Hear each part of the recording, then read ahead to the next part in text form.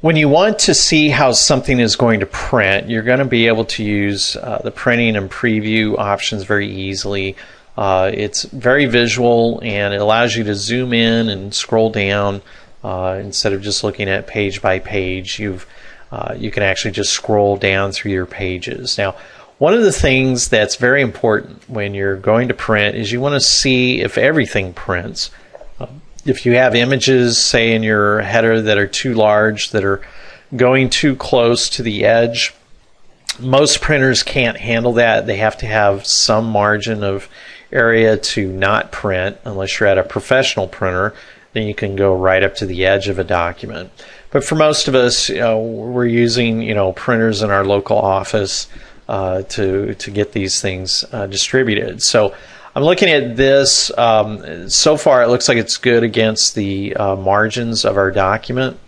And then I go down, everything's within the margins. You can see those margins here.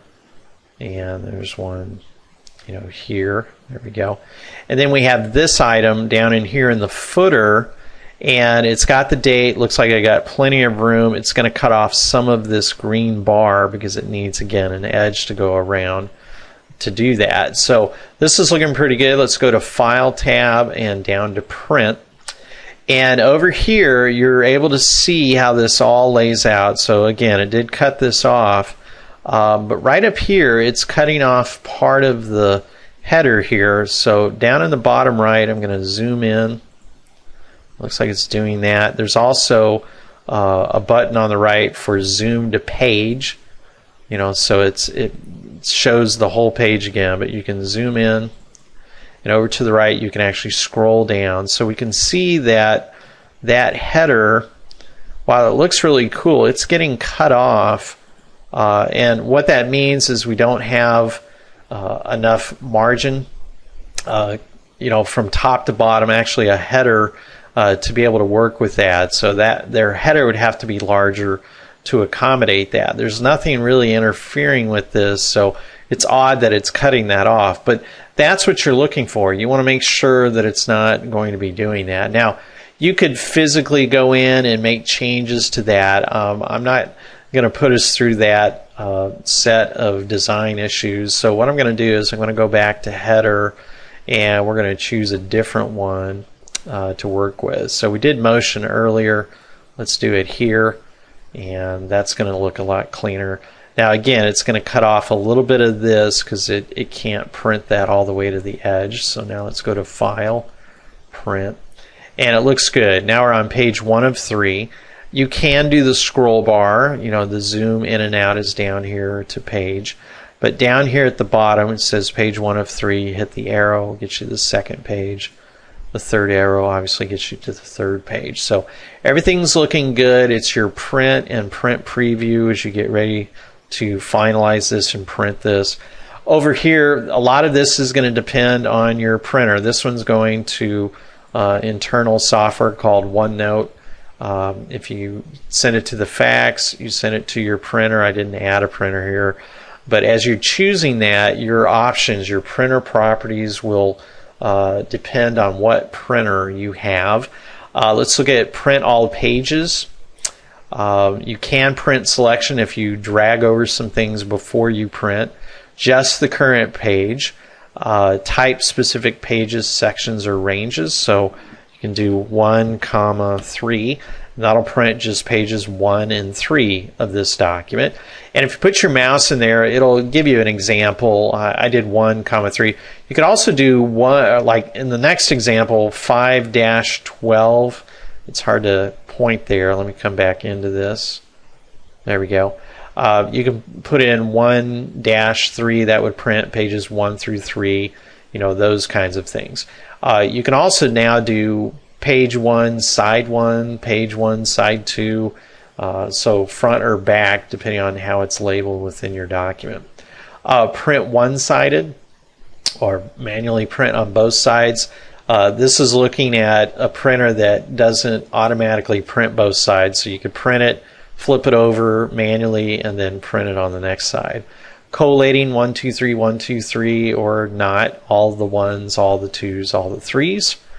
So these are good things to know. Portrait or landscape, that would really change the look. In fact, it gives us 4 pages here. There's the 4th page. Let's take a look at how they go.